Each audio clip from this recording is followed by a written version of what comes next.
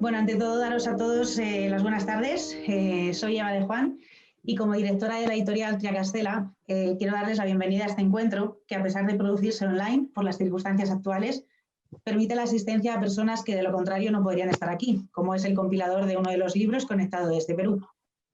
La verdad es que reconozco que este momento supone un antes y un después en la vida de nuestra editorial, nacida en 1998, y que tras haber publicado un centenar de libros, lanza ahora su proyecto más ambicioso y del que nos sentimos muy orgullosos, que es esta colección de las sobras completas de Mario Vargas Llosa, aquí presente. El promotor de estas publicaciones, José Lázaro, nos adentrará en la ocurrencia de las sobras completas. También ofreceremos la palabra a Jorge Coáguila, compilador del libro Diálogos en el Perú. Para finalizar, habrá una ronda de preguntas por parte de los distintos medios de comunicación que están presentes. Gracias por su presencia hoy y sin más dilación le paso la palabra a José Lázaro. Muchas gracias, muy buenas tardes. Bueno, yo tengo el honor de presentar estos tres libros que yo he promovido en el sentido de que he hecho un poco de comadrona y que hemos informalmente llamado Sobras completas de Mario Vargas Llosa, utilizando un juego de palabras que nos regaló Fernando Savater hace casi 40 años.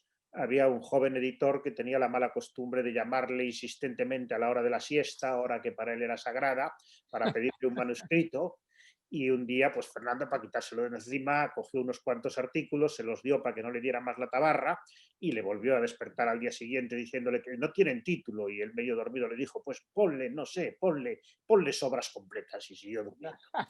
Bueno, la ocurrencia es típicamente suya, pero a mí me parece que tiene mucho más sentido de un simple juego de palabras. Todos los grandes autores tienen obras menores y esas obras menores de los autores mayores plantean cuestiones a veces muy delicadas, por ejemplo, de confidencialidad, pero al mismo tiempo ofrecen iluminaciones insólitas sobre lo que es el núcleo de la obra.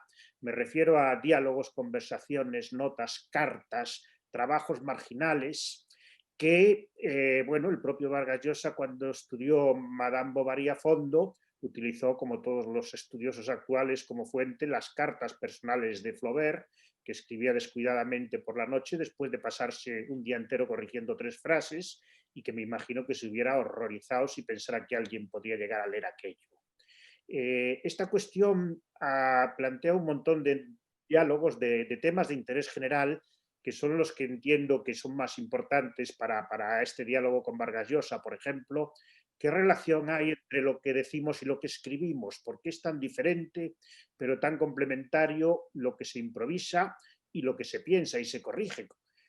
¿Cuáles son los límites del concepto de autoría? ¿Quién es el autor de un diálogo? O bien, en el caso del tercero de los libros, ¿qué sentido tiene ponernos ahora a pensar en lo que pensábamos hace 30 años? Que yo pienso, a diferencia del propio Savater, que tiene mucho sentido. El primero de estos libros, La realidad de un escritor, es un ciclo de conferencias que Vargas Llosa escribió directamente en inglés y se publicó en Estados Unidos en el año 91. No había aparecido nunca en español, por lo tanto, es la primera obra de Vargas Llosa que se traduce al español desde otro idioma y en ella va comentando 6 de sus grandes primeras novelas una a una, con lo cual es al mismo tiempo una especie de autobiografía literaria y una especie de reflexión sobre su experiencia personal sobre novelista, incluyendo los trucos del oficio. El segundo de los libros tiene una historia también peculiar, Diálogos en el Perú, el volumen que recopiló Jorge Coaguila, que enseguida estará con nosotros. Este libro recoge 38 conversaciones hechas desde el año 64 hasta el año pasado por múltiples entrevistadores cuyo nexo común es que todos eran peruanos y se hicieron en Perú. De este libro se publicaron 5 ediciones firmadas por Jorge Coaguila con el conocimiento y la autorización de Vargas Llosa, pero sin que él las revisara ni por supuesto las asumiera como autor como ha hecho ahora, por razones muy interesantes también de comentar. El tercer libro es un libro que firmo yo, Vías paralelas, Vargas Llosa y Savater, un ensayo dialogado, y también tiene sus peculiaridades. Procede igualmente de una primera conversación, de un primer diálogo que yo tuve con ellos dos sobre la sorprendente cantidad de paralelismos que yo había detectado en su obra y en su trayectoria. Ambos autores de novelas, de ensayos, de artículos periodísticos, ambos con una primera etapa juvenil con una ideología que luego cambiaron profundamente, ambos aficionados a la narrativa y no a la literatura experimental, incluso en su combate al nacionalismo y en su amor por la tauromaquia tienen una cantidad de coincidencias que realmente justificaban esta idea, si no de unas vidas paralelas, que no lo son, sí de unas vías paralelas. Este ensayo se llama ensayo dialogado porque está construido articulando algunas conversaciones o cartas con ellos, con fragmentos de sus libros, cada uno con su fecha y su origen, de manera que permita reconstruir la evolución de sus trayectorias. Y bueno, yo no quiero ocupar ni un minuto más, le doy directamente la palabra a Mario Vargas Llosa para que él comente todo lo que considere oportuno sobre estos 3 volúmenes o sobre cualquier otra cosa. Adelante, Mario. Pues muchas gracias, José. Ante todo, quisiera agradecerte a ti por haber publicado estos 3 libros. La verdad que son 3 libros que yo creo enriquecen mucho la visión que se pueda tener de mis novelas, porque en ellos hay muchos elementos de juicio sobre la manera como estas novelas fueron compuestas, cosas que incluso a mí me han sorprendido, desconcertado y enriquecido mucho la visión de mi propia obra. Quisiera comentar algunos de estos libros. El primero, que se titula La realidad de un escritor, fueron unas conferencias que di yo ya hace muchos años, me parece que fueron a fines de los 80 del siglo pasado, en la Universidad Siracusa de Nueva York.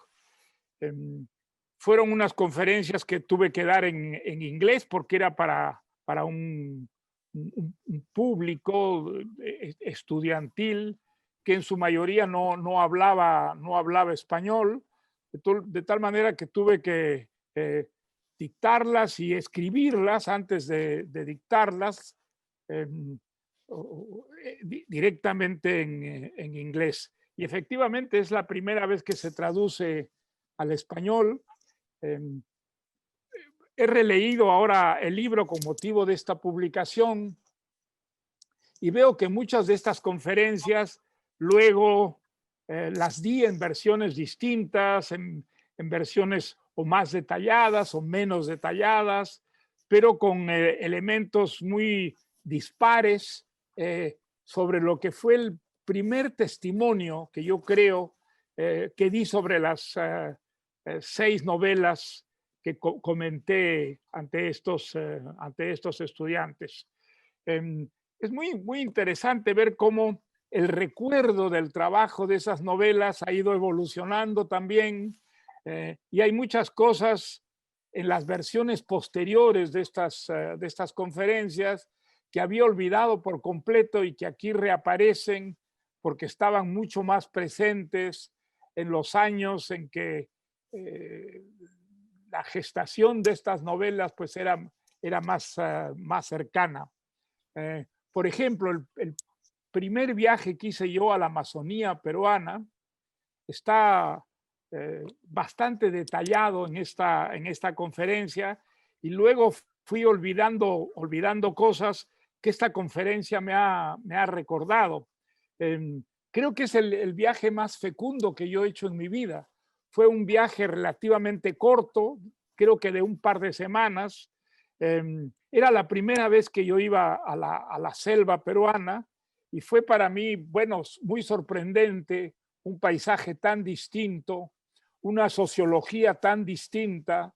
En primer lugar, pues yo había vivido sobre todo en la costa, a pesar de no ser costeño, sino serrano, porque nací en Arequipa, y en Arequipa se dice que de la Plaza de Armas para arriba, los arequipeños son serranos y de la casa y de la Plaza de Armas para abajo son más bien costeños. Pero yo nací en el Boulevard Parra, que está más bien arriba de la plaza, o sea que más bien soy serrano.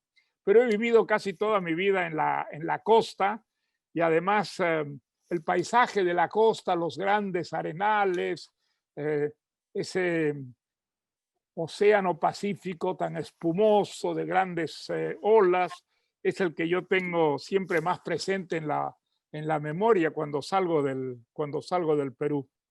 Pero mi primer viaje a la Amazonía fue espectacular, encontrarme con esa vegetación exuberante, el de un mundo casi no hollado por la presencia humana. Las ciudades de la selva pues son pequeñas ciudades y parecían entonces mucho más aisladas de lo que están ahora, con muy malos caminos, lo que contribuía muchísimo a ese aislamiento. Y además descubrir que en la selva peruana, a diferencia de lo que ocurría en las ciudades de la sierra o de la costa, allí había un Perú muy primitivo en el que la explotación humana era muchísimo más visible que en el resto de las ciudades del país, y que allí había además unos compatriotas que no habían salido de la edad de piedra o poco menos, como los machiguengas, que estaban en ese tiempo muy aislados en viviendas, y ni siquiera eran aldeas, porque eran viviendas de una sola familia numerosa, muy aislada de las otras, un aislamiento al que había contribuido en gran parte la naturaleza de la selva, que no permitía grandes concentraciones, porque las grandes concentraciones se morían de hambre, y la única manera como podían, digamos, las familias indígenas de la Amazonía sobrevivir era aislándose. Y entonces ahí descubrí, por ejemplo, lo que es la fuente de una de mis novelas, los habladores, la importancia que tenían los contadores de cuentos que recorrían estas aldeas o familias, a veces pues separadas por distancias que la selva, con su falta de caminos, hacía mucho más difíciles. Y la curiosidad, la expectativa con que estos núcleos humanos esperaban la llegada de los contadores o los habladores machiguengas, que les hacían sentir que formaban parte de una comunidad aislada, perdida en los confines de la selva, y de la que esos correos ambulantes que eran los habladores machiguengas les daban noticias. Esta historia la conocí yo por unos evangelistas que eran al mismo tiempo filólogos y que constituían el Instituto Lingüístico de Verano. Ahora ha desaparecido, creo, la institución, pero en esa época estaban muy metidos en la Amazonía, y eran lingüistas que perseguían un fin, aprendiendo los idiomas indígenas de las comunidades selváticas, y era traducir la Biblia a esos idiomas para que los indígenas pudieran leer la Biblia en su propio idioma. Era un trabajo enorme, y seguramente bastante inútil, porque antes de poder leer esos libros sagrados, los indígenas tenían que aprender a leer y a escribir, algo que no era tan fácil en esa época, por la falta de escuelas, por la falta de maestros bilingües. Son problemas que se han ido subsanando con el paso de los años, pero recuerdo muchísimo, digamos, el trabajo de los lingüistas que se enfrentaban a un mundo que en muchos sentidos seguía siendo el de la edad de piedra, por el gran aislamiento en que vivían los indígenas. Estuvimos sobre todo en la parte del Alto Marañón, y siempre digo que es un viaje que ha sido extraordinariamente fecundo para mis novelas, porque de allí salió La Casa Verde. De las experiencias recogidas en ese viaje salió también, muchos años después, Pantaleón y las visitadoras. Y finalmente un libro del que yo estoy muy orgulloso, pero que pasó casi siendo muy poco conocido, porque probablemente de todos mis libros es el que menos ha circulado. Y es un libro del que estoy muy orgulloso, que es El Hablador, dedicado a los machiguengas.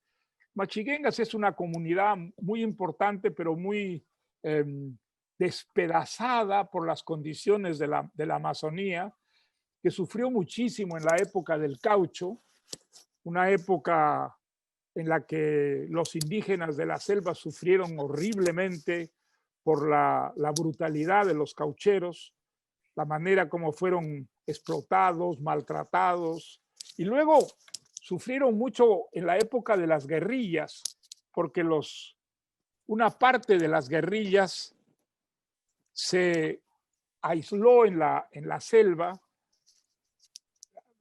Habían actuado primero en la sierra, pero luego fueron siendo expulsados por el ejército hacia la selva, y los indígenas tuvieron que alojarlos y alimentarlos con grandes esfuerzos, y sabiendo además que serían castigados por ellos, por el ejército. Efectivamente, el ejército fue muy duro, muy severo contra estas comunidades, y sufrieron muchísimos castigos. Bueno, de ahí digamos, las noticias que salían de la selva eran muy escasas, pero viajando por la región uno podía descubrir, ¿no? La brutalidad de los castigos a los que se vieron expuestas estas comunidades, al extremo de que pues muchas de ellas fueron desapareciendo simplemente.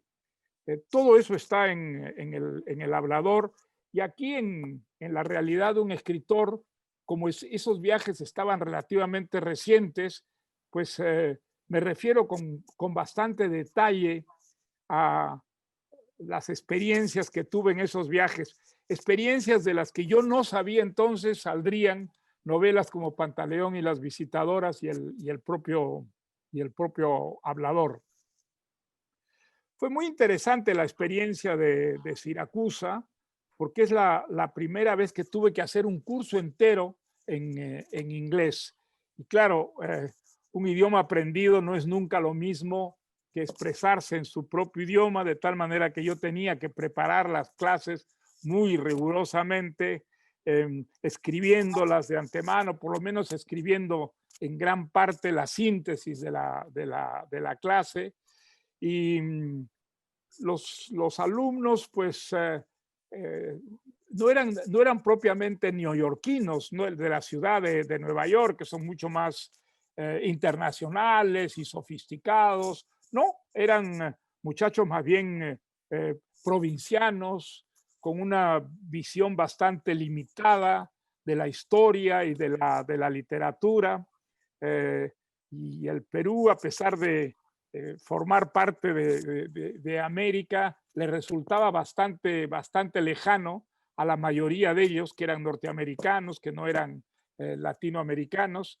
Entonces había que ser mucho más explícito, y eso explica tal vez la cantidad de detalles en las explicaciones sobre las fuentes de mis novelas peruanas, ¿no?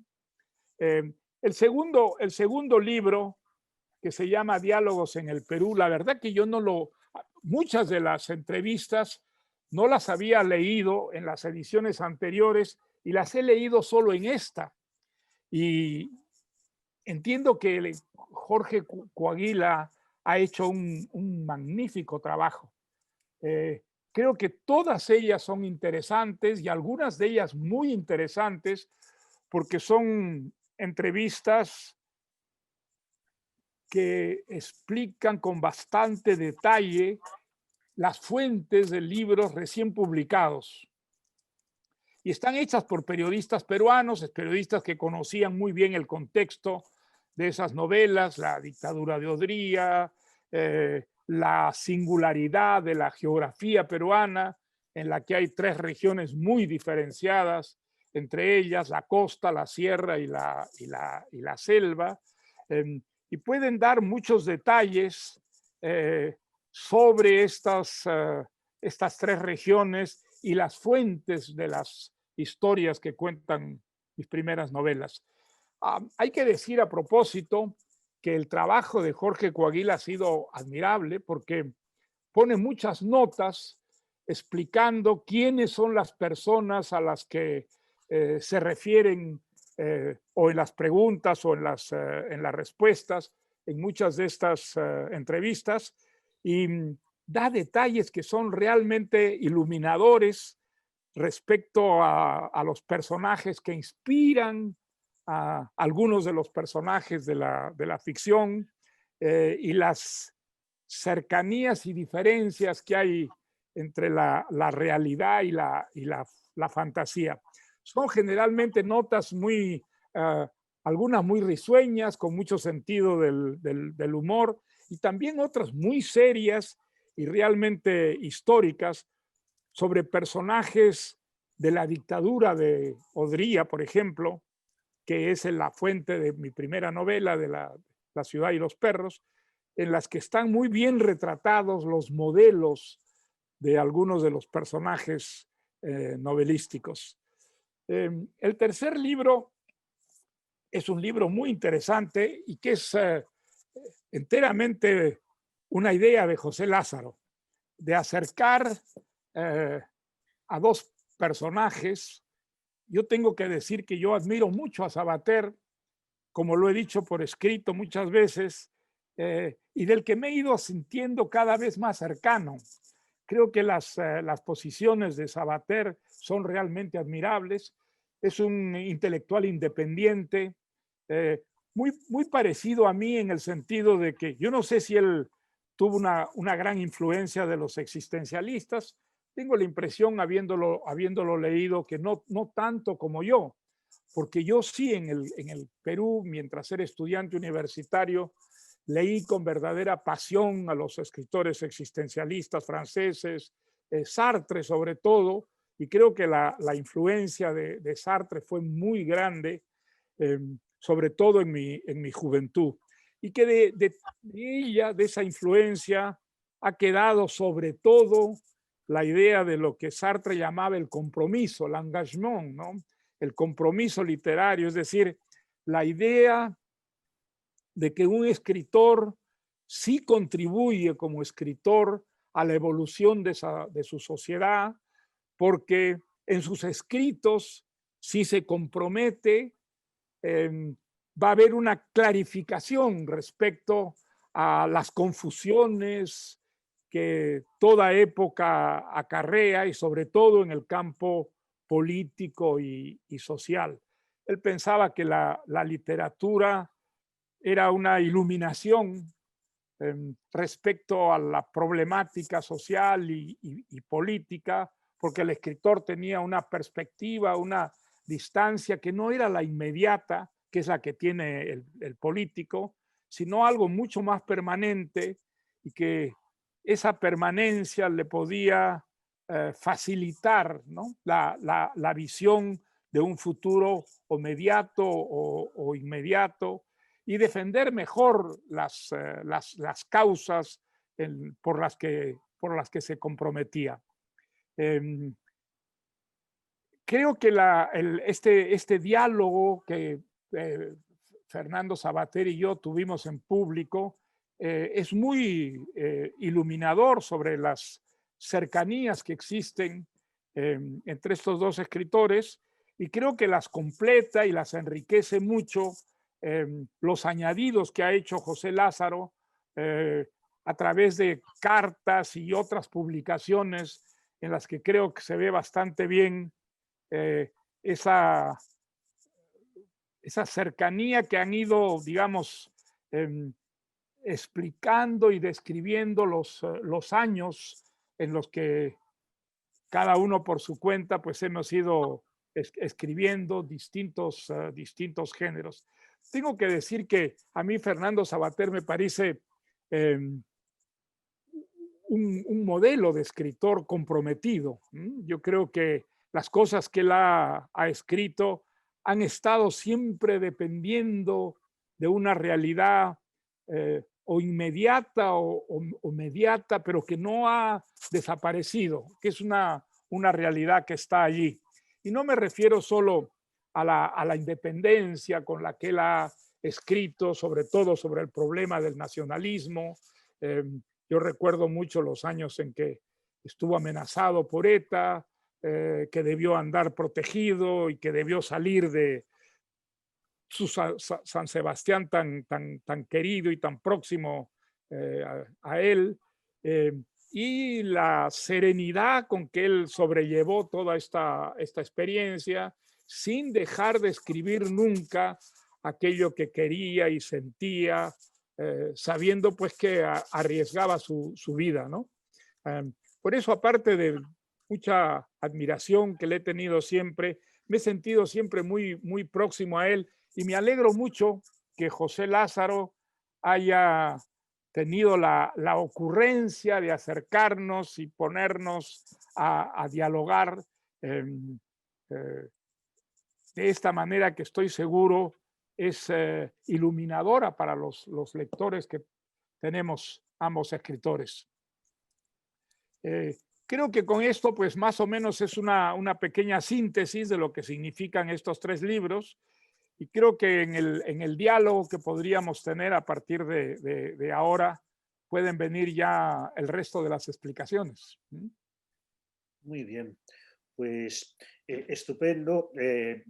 Parece que hay alguna dificultad para la conexión con Perú, con lo cual vamos a dar primero la palabra a otros de los presentes y si acaso le damos la palabra a Coaguila al final. Una primera pregunta para abrir el diálogo. Yo tuve muchas tentaciones de ponerle como subtítulo al libro este de Vías Paralelas, Pensar es cambiar de ideas, porque en cierto modo esa es una idea central. Y en una de las cartas que nos escribimos tú me decías, espero que aquí encuentres muchas contradicciones, como le pasa a cualquier persona que se respete.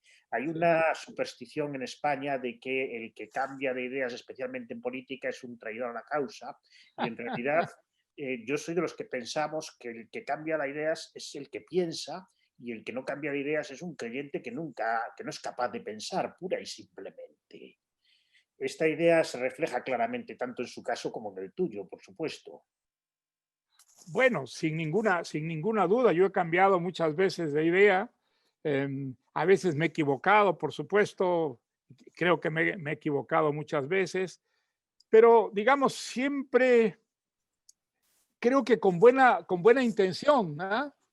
Creo que con buenas intenciones. ¿A qué me refiero? En la época de Odría, por ejemplo, a mí me tocó una juventud terrible, que fue la de mi generación. Nosotros éramos niños cuando el general Odría dio su golpe de Estado contra una figura civil como era Bustamante y Rivero, que había tratado de establecer una democracia genuina, auténtica en el Perú, y el golpe de Estado de Odría pues restableció la tradición dictatorial que había marcado buena parte del siglo XIX y parte del siglo XX en el Perú. Nosotros éramos niños, estábamos entre los 5 y los 10 años cuando Odría sube al poder y solo deja el poder 8 años después, es decir, cuando quienes habían sido niños al principio de la dictadura éramos ya hombres y derechos.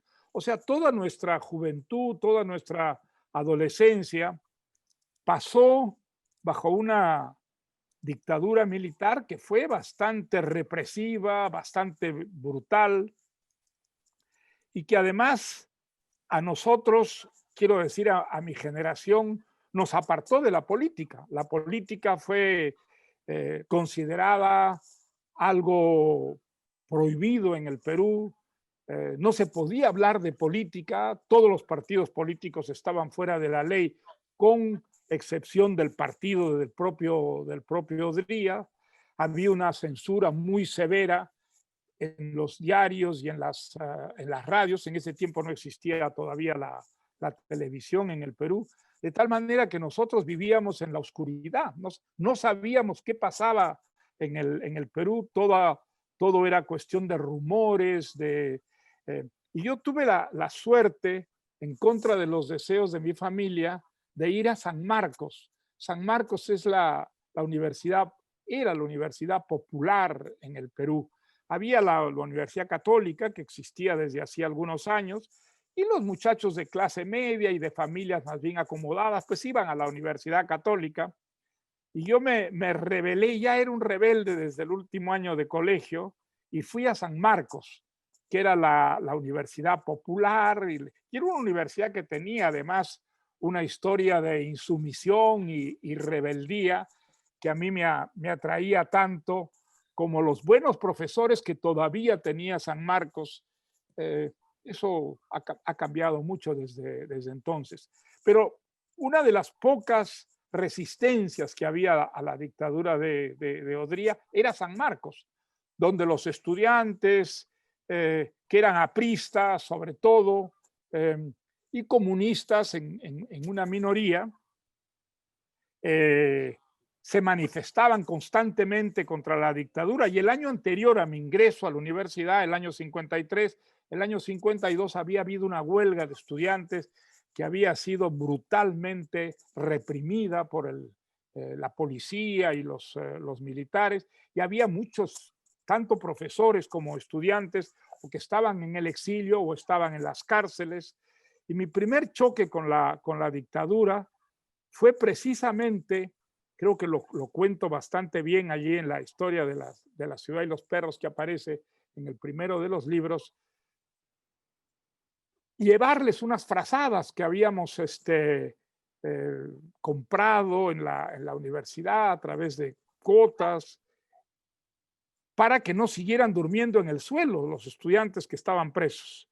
Y allí el director de la cárcel nos dijo: miren, no se puede entregar estas frazadas a los estudiantes detenidos mientras no haya una orden de Esparza Zañarto. Esparza Zañarto era el director de gobierno. Había convertido lo que era una función más bien menor en prácticamente el corazón de la dictadura, porque se ocupaba de la seguridad. Y me acuerdo que en San Marcos elegimos 5 estudiantes que iban a entrevistarse con Esparza Zañarto, el hombre más odiado del Perú después de Odría, y acaso más que Odría. Y yo fui uno de los 5 que fuimos a visitar a Esparza Zañarto y a pedirle que nos permitiera entregar las frazadas. Y me acuerdo muchísimo nuestra entrada a la oficina, temblando seguramente, a la oficina del que era el director de la represión política en el Perú. Y era un personaje como aburrido, era un personaje que parecía tan poquita cosa allí sentado detrás de su escritorio. Nos tuvo parados delante de él un buen rato sin saludarnos, mirándonos, escrutándonos, y luego abrió un cajón de su escritorio y sacó una revistita que nosotros sacábamos a mimeógrafo y que era, por supuesto, contra él. Y entonces, haciéndola vibrar, nos dijo: ¿y esto? ¿Y esto qué significa? Que van a San Marcos para insultarme en todos los números. Y por supuesto nosotros lo atacábamos en todos los números. Y creo que mi novela, la más importante que creo haber escrito, que es Conversación en la Catedral, nació allí. Yo dije: yo tengo que escribir algún día sobre este personaje, Esparza Zañarto. Es que era una persona que hablaba mal, no se expresaba de una manera elocuente, tenía como una cierta timidez, era brutal, porque digamos la dictadura fue bastante brutal, la dictadura de Odría, y él era el responsable de esa brutalidad, pero la impresión que daba era la impresión de un pobre diablo, de un pobre sujeto al que habían dado poder. Se decía que había traficado en vinos antes de que Odría, que era su compadre, lo colocara en este puesto, al que en gran parte debió el estar estos 8 años en el poder sin tener mayores problemas ni riesgos. Así que creo que probablemente nació allí mi novela Conversación en la Catedral. Esparza Zañartu, cuando salió el libro, pues ya muchos años después, había salido del poder y tenía una casita hacia Chosica, en el campo, y se peleaba con un japonés por el terreno que disputaban. Y era divertido porque cambiaban tiros de casa a casa, y los periodistas, claro, fueron inmediatamente a entrevistarlo luego que el libro salió. Y le dijeron, pues bueno, usted aparece aquí con un nombre ligeramente cambiado. El Cayo Bermúdez se convertía en un Cayo Mierda en mi novela. Y le dijeron, ¿y qué piensa usted del libro este? Y su respuesta fue muy divertida porque dijo, si Vargas Llosa hubiera venido a consultarme, yo le hubiera contado cosas mucho más interesantes que las que aparecen en su libro. Así que me quedé con la gran curiosidad de saber cuáles eran esas cosas más interesantes que Esparza Zañartu hubiera contado sobre Conversación en la Catedral. Bueno, creo que, digamos, estos detalles, estas informaciones pueden enriquecer mucho la lectura de algunas de mis novelas, y sobre todo las novelas sobre problemas políticos peruanos, ¿no? Muy bien, pues creo que Eva ya ha recibido algunas preguntas por parte de los muchos representantes de la prensa que han querido estar hoy aquí con nosotros. Por cierto, algunos de ellos tienen problemas con el audio, con lo cual ella va a leer directamente las preguntas. Adelante, Eva. Tenemos una pregunta de Ana Marcos, del País.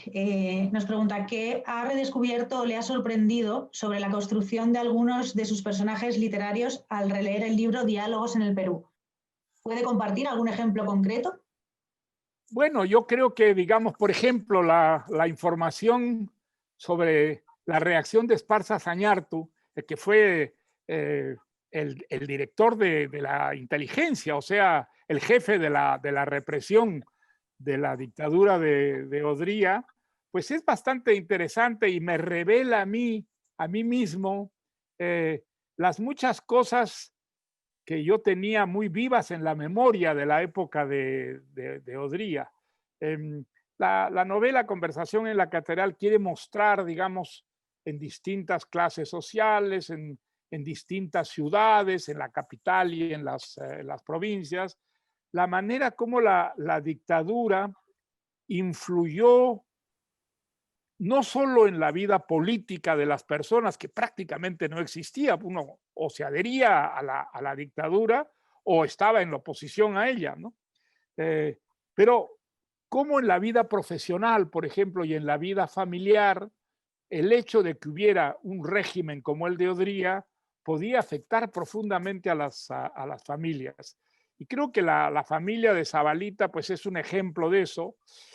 Zabalita es un rebelde más bien pasivo a la larga, pero tiene unas grandes diferencias con el resto de la familia, que, como ocurrió con muchas familias burguesas de clase media, pues se adaptaron a la vida de la dictadura sin exponerse mayormente y sin formar parte de la oposición. Al contrario, el padre de Zabalita es una persona que hace negocios y que está en muy buenas relaciones con el régimen hasta que eso cambia, ¿no? Entonces, esos problemas que yo toqué allí muy profundamente, creo, en la novela, se refieren a ejemplos muy concretos que aparecen, por ejemplo, en esas entrevistas y de las que yo mismo me había olvidado como fuentes de la historia. Y creo que a muchos lectores les puede enriquecer la experiencia de de leer el libro enterándose de esos materiales, ¿no? Mario, como habíamos mencionado, los tres libros de diferente manera tienen un origen oral, conversaciones, conferencias, diálogos, lo cual a mí me despierta una gran curiosidad por tu experiencia con respecto a los libros de conversaciones con escritores, las entrevistas con escritores. ¿Hasta qué punto ese material lo podemos considerar un material fiable? ¿Hasta qué punto no es una indiscreción publicar cartas de manera póstuma o materiales que un escritor no ha querido publicar? Pero al mismo tiempo, ¿hasta qué punto es admisible que Max Brod hubiera quemado las obras de Kafka como le encargó su autor? ¿Qué experiencia tienes con el tema de los escritos? Bueno, por ejemplo, yo antenoche fui a ver un espectáculo teatral basado en el monólogo de Molly Bloom, con lo que termina el Ulises de Joyce. Esta es una obra maldita, como seguramente ustedes saben, que los hijos y nietos de Joyce prohibieron terminantemente que se montara este espectáculo. Y entonces había gran curiosidad por saber por qué se habían negado de esa manera tan perentoria, ¿no? a la exhibición. Y la verdad que solo ahora que ya las obras de Joyce son propiedad pública, ha podido montar, digamos, este espectáculo que está concebido desde hace 20 años o más. Y es muy interesante porque una actriz que es magnífica, dicho sea de paso, una actriz belga, refiere las cosas que pasan por la cabeza de Molly Bloom, y ella ha hecho una selección. Bueno, quien ha hecho la adaptación ha hecho una selección. Y entonces, ¿qué clase de selección ha hecho? Ha tomado las partes más eróticas, que son también las más vulgares de este monólogo, y algo en lo que contradice, pues, esencialmente el personaje de Molly Bloom, que Molly Bloom es todo salvo feminista, en el sentido moderno, en el sentido más moderno de la palabra feminista. Nadie que haya leído el monólogo de Molly Bloom en el Ulises de Joyce puede considerar a Molly Bloom una feminista. Y sin embargo, esta obra se las arregla para acercando frases, actitudes, mostrar a Molly Bloom como una feminista. ¿Tiene derecho a hacerlo? Yo creo que sí. Yo creo que una obra de teatro pues, es el resultado de una visión exterior que no tiene por qué coincidir necesariamente con la del autor. Además, muchísimos autores no saben lo que han escrito realmente. Tienen una gran confusión entre lo que escribieron y lo que quisieron escribir. Y entonces, pero entiendo también muchísimo la reacción de la familia de Joyce, que dijo, pues esta es una desnaturalización del monólogo de Molly, porque no es verdad que estas 80 páginas o 70 páginas que tiene el monólogo, pues estén concentradas sobre la cosa puramente sexual. Eso no es cierto. La cosa sexual es muy interesante y muy vulgar, pero aparece solo en ciertos momentos, y tampoco en que Molly sea una feminista a la manera contemporánea, porque eso no lo fue nunca el personaje de Molly, y mucho menos la mujer de Joyce en quien está inspirado este personaje. Entonces, yo creo que pasa eso con las novelas. Las novelas van evolucionando, las novelas cambian a medida que pasa el tiempo, y muchos autores se sorprenderían con lo que son, digamos, las cosas que extraen los lectores modernos de obras clásicas. Seguramente estos autores no reconocerían esas obras, por lo menos en la lectura contemporánea, y sin embargo, creo que ellos acertaron a la hora de escribir, acertaron con prevenir de alguna manera lo que iría ocurriendo, lo que iría pasando, y que daría a sus novelas una visión diferente en cada generación, en cada época. Entonces, aunque creo que se debe respetar la voluntad del autor, creo que digamos, es perfectamente legítimo que cada época tenga una lectura distinta de una novela, si una novela ha sobrevivido al paso del tiempo. Y ya sabemos que pocas novelas han sobrevivido a esta prueba, ¿no? Sí, pero efectivamente, ese sería un caso en que un autor coge la obra de otro autor y hace su propia obra, que es una versión de Picasso pintando las meninas o Vargas Llosa recreando la historia de Os Sertões de la Guerra del Fin del Mundo. El caso que nos plantea Conversaciones en el Perú es diferente en el sentido de que ese libro se había publicado varias veces sin que Vargas Llosa se hubiera encargado de él, simplemente no se había opuesto, y ahora después de leerlo y revisarlo ha asumido su autoría, es decir, ha reconocido la paternidad de un hijo que previamente no estaba reconocido. Así es, Lo cual es muy efectivamente. interesante porque, en cierto modo, volvemos al tema mencionado al principio de una conversación, una entrevista a un autor es una obra del entrevistador o del entrevistado, y eso plantea muchísimas cuestiones. Bueno, yo creo que depende mucho del propio entrevistador, hasta qué punto el entrevistador utiliza al escritor o lo sirve, ¿no? Hay entrevistas que están hechas desde una personalidad muy fuerte que, digamos, llega a reemplazar por momentos al propio escritor, y otras que son mucho más reverentes y respetuosas con lo que el escritor dice. Pero creo que ambas tienen, digamos, una razón de ser, ¿no? ¿No es verdad? Un crítico literario pues debe tener una personalidad, un punto de vista, y debe poner ese punto de vista a prueba con respecto a los libros que escribe. Y entonces esos testimonios muchas veces discrepan de la propia visión que tiene el autor, pero digamos, son juicios que por la fuerza de su argumentación muchas veces se imponen una visión de una obra que no pudo ser la del escritor y que sin embargo prevalece entre los lectores, porque el factor tiempo es muy importante. Es decir, nosotros no leemos los libros de Flaubert de la misma manera que lo leían los contemporáneos de Flaubert, ¿no? En el famoso juicio contra Madame Bovary, considerándolo una obra pornográfica, Flaubert tuvo el cinismo de decir en una carta al juez que él había escrito esa obra para demostrar el peligro de que las niñas leyeran novelitas de amor.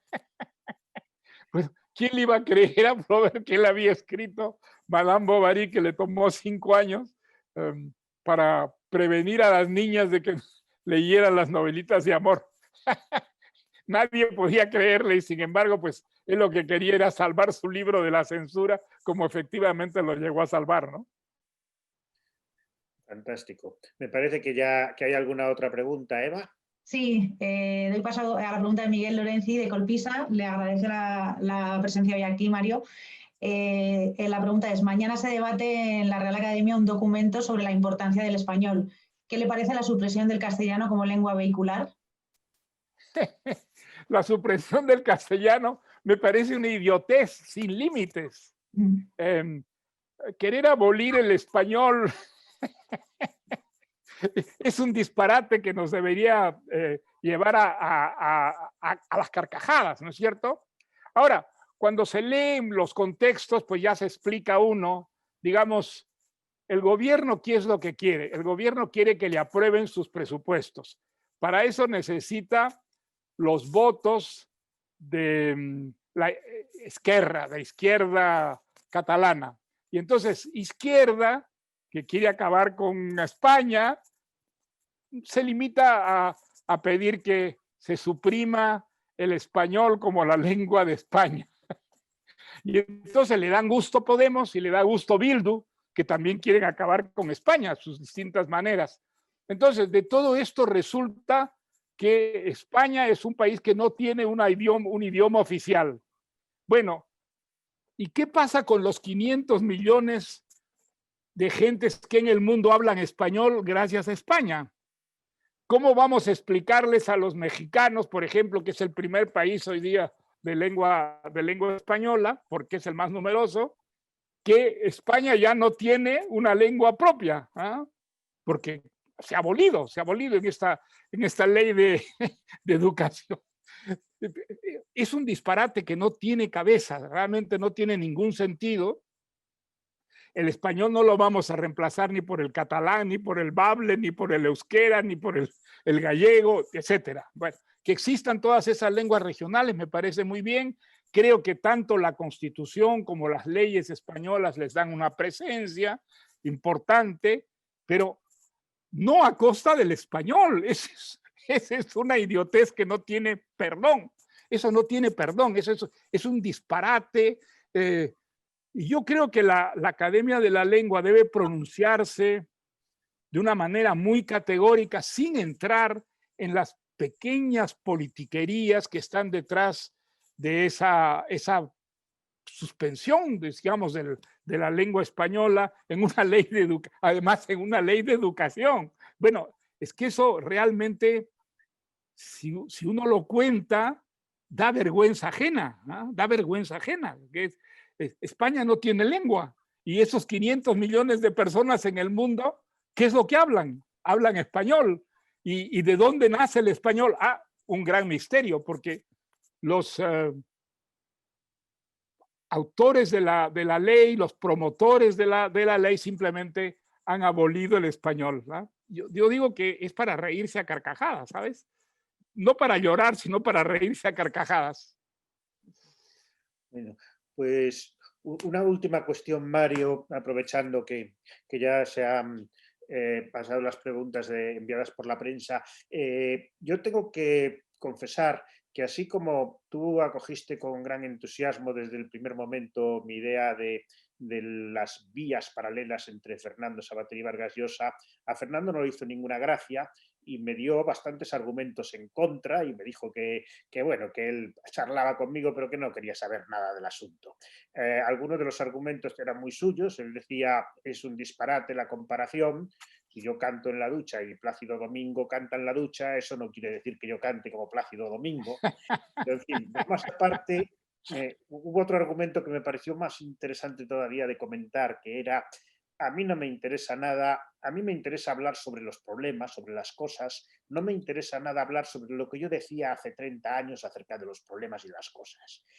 Yo no estoy de acuerdo con ese punto de vista y de hecho él nunca ha hecho un libro donde revisara sus propias ideas, cosa que tú sí has hecho.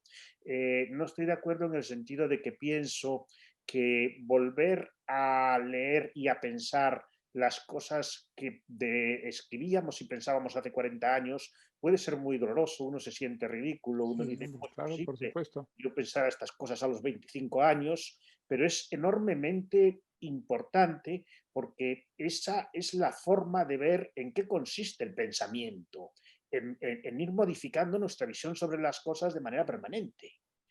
Sin ninguna duda. Yo creo que somos lo que hemos sido en toda nuestra vida, a pesar de que esto ha estado siempre o casi siempre lleno de contradicciones, de negaciones. Pues sí, hay muchas cosas de las que yo, hombre, lamento muchísimo haberlas creído, pero las creí y forma parte de mi vida, forma parte de mi trayectoria y sería completamente ridículo negarlas porque tengo hoy día otra manera de pensar, ¿no? Yo creo que, digamos, el resultado de toda esta evolución, si es que evolución ha habido y no regresión, es lo que constituye a un ser humano. Yo creo que un escritor no tiene derecho de negar su pasado forma parte de su presente. Si ha cambiado de manera de pensar, pues debe exponerlo y explicar claramente por qué cambió su manera de pensar respecto a la literatura, respecto a asuntos sociales, respecto a su ideología. Aunque en el mundo de hoy todos esos conceptos parecen mucho más laxos de lo que parecían, ¿no? en el pasado. Y entonces, sí, yo creo que un escritor, un intelectual principalmente, es ese conjunto, ¿no? Toda esa evolución que ha sentido a lo largo de su vida y que todo ello da un momento muy preciso, muy concreto de la polémica inevitable en la que está, digamos, toda persona que piensa, ¿no? Muy bien, pues la verdad es que aunque parezca mentira, la verdad de la mentira es que ha pasado ya una hora, que era lo que teníamos previsto para, Muy bien. para este diálogo. Y bueno, pues solo queda agradecer enormemente a Mario Vargas Llosa la generosidad que ha tenido en todo el proceso de fabricación de estos tres nuevos libros y el habernos dedicado ahora a estos interesantísimos comentarios sobre ello. Muchísimas gracias, Mario. Pues nada, muchas gracias a ti, José, y también a los periodistas que han tenido la amabilidad de asistir a esta conversación. Hasta otra ocasión.